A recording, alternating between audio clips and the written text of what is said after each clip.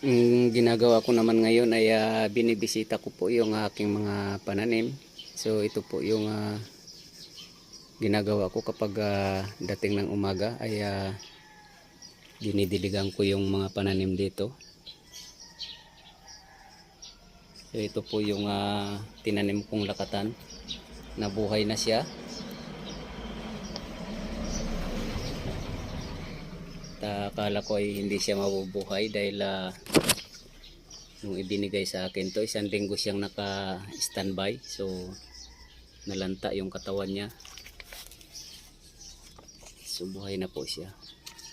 Ang ginawa ko dito para hindi siya mahirapan, tinabihan ko siya ng saging din na putol para medyo malamig yung katawan niya, hindi siya masyadong maiinitan. At ito nga, nabuhay na siya. Ayan. So lakatan po itong saging na to. At mayroon din po akong mga bagong tanim na mga sili, yung mga binibinta sa palengke. Ito siya.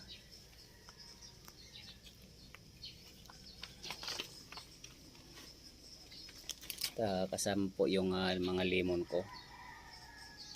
Ayan, namumulaklak na sila.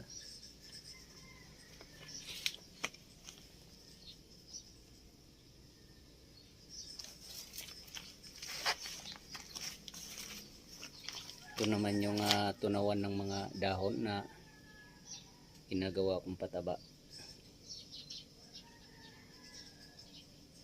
So yan po yung tambakan ng mga dahon na mga pinaputulan ko. So yan po yung mga sili. Buhay na sila.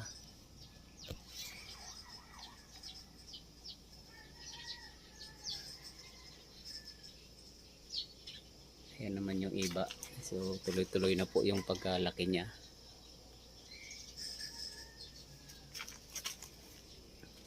Yung guyabano. So ayan po, marami po akong sili na itinanim. Nasa 70 piraso po to. Ito yung mga nauna kong tanim.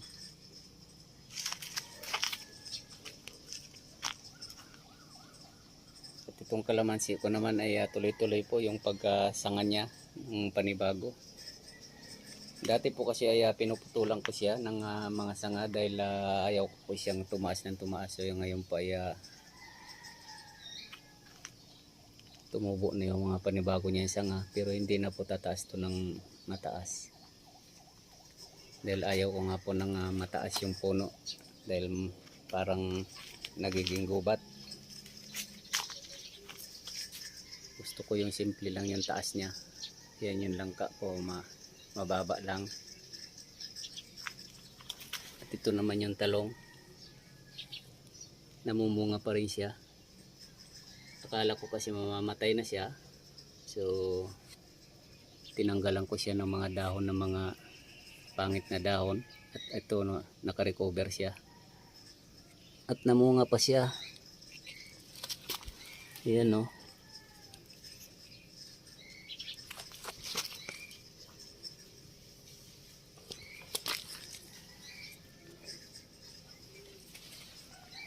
Ito naman yung puno ng sili ko na pinagkukunan ko ng binhi. Ayan, may mga pambinhi na naman.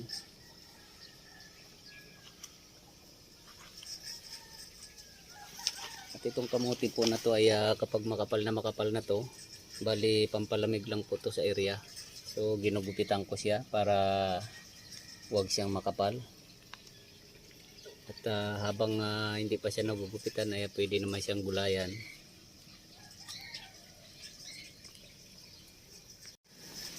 So ayan po siya.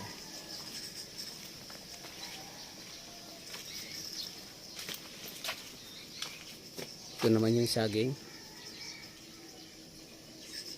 Yung dati po kasi yung saging ko ay saba. So latundan na po yung ipinalit ko dahil masyadong matataas po yung saba. Tama na yung mababa lang siya. Ayan, may ano na siya, saha. Palagay ko malapit na tumamunga.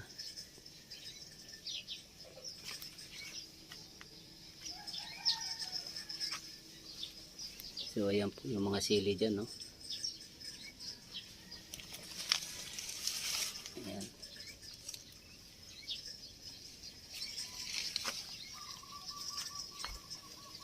Ito naman yung lemon. So bunga na po siya. Ayan.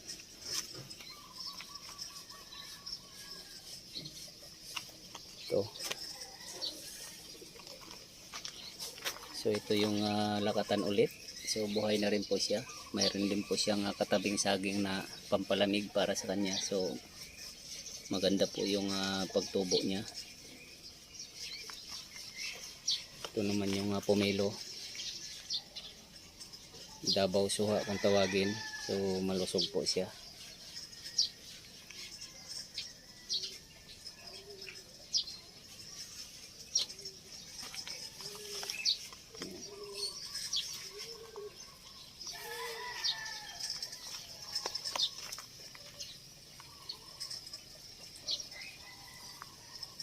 At ito naman yung lemon na yung ginagawang lime juice sa mall. Ito po siya, yung dilaw na dilaw po yung bunga. Siya yan. So titingnan ko po kung paano siya mamunga. Dahil first time ko pong nag-ano niyan. So ayan po yung kasama niya. Yan yung ginagawang lime juice na tinitinda sa mall. Ito siya. Ito pa.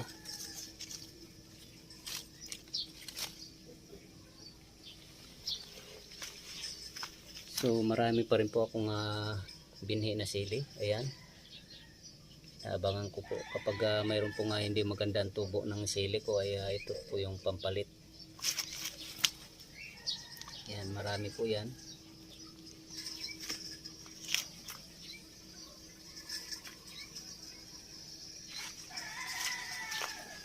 So ayan po, nakapaikot yan yung mga sili na to.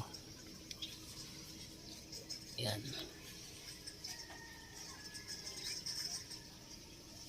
Nakapaikot po dyan.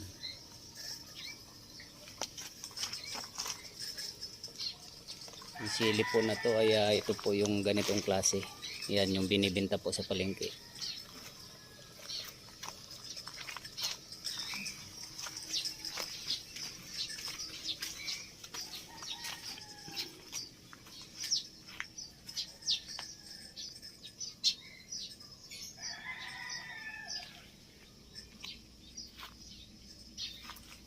Ito po yung mga lemon.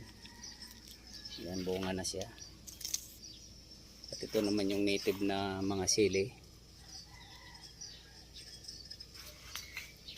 Ito naman yung sili na demonyo na tinatawag nila. Yung maanghang na maanghang. So nagpaparami rin po ako nito. Ito naman yung mga bagong lipat na lemon. Yan. So makaka-recover po yan dahil kahit siya nga po ay kayang tumubo niyan. So mayroong ugat po yan, kaya talaga mabubuhay siya. Ayan, native yan. Napakaraming bunga.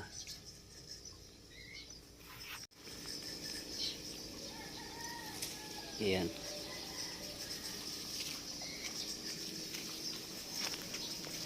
So ito naman yung sili na native. So malalaman po natin yung native, malalaking dahon na at parang pabilog siya. So ganyan po. So ito naman yung Taiwan na sili. Ito po yung binibenta sa palengke.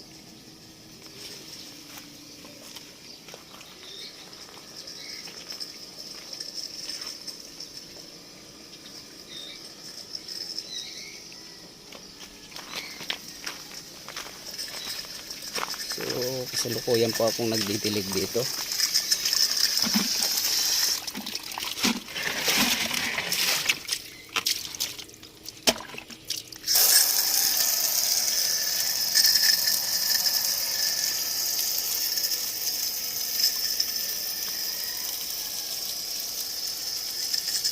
Ito naman po yung puno na orange na binili ko sa Department of Agriculture. So lumaki na po siya. Ayan, puno na siya oh.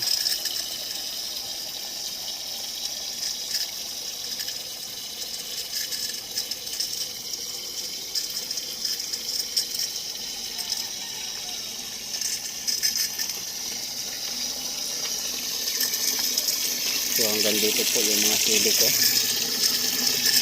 Ayan.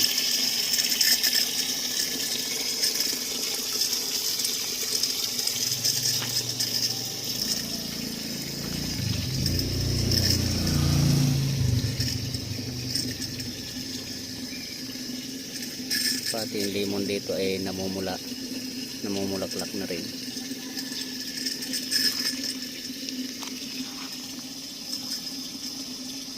So ayan po yung panibagong mga tanim ko dito.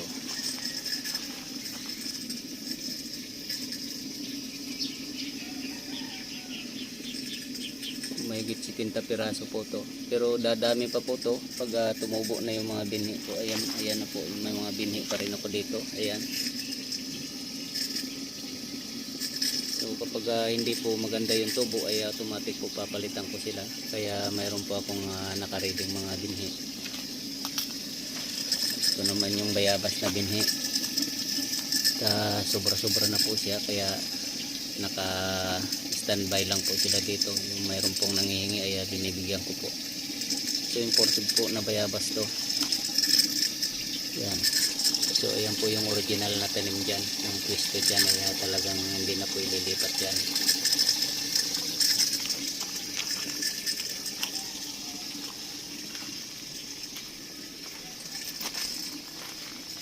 Ito naman yung atis. So mataas na po siya.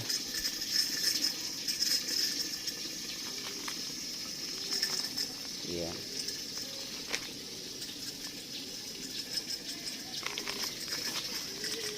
Ito naman yung rambutan.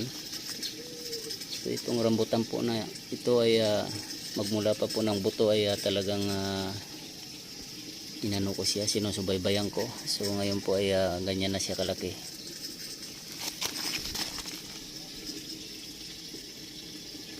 Masarap po na rambutan to.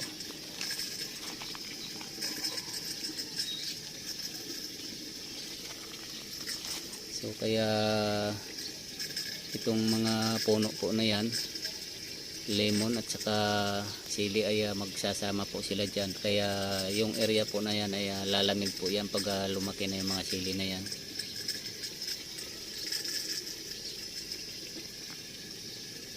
Ito naman yung bagong lipat na mga lemon. So malapit na po siya mabuhay. Kahit sanga lang po ito ay hindi po namamatay, basta alagaan nyo lang po ng tubig, mabubuhay at mabubuhay po siya, dahil nasubukan ko na po. Tulad po nito, itong sanga na to puputulin nyo tsaka pasak nyo po sa lupa, diligan nyo lang ng diligan ay mabubuhay po siya.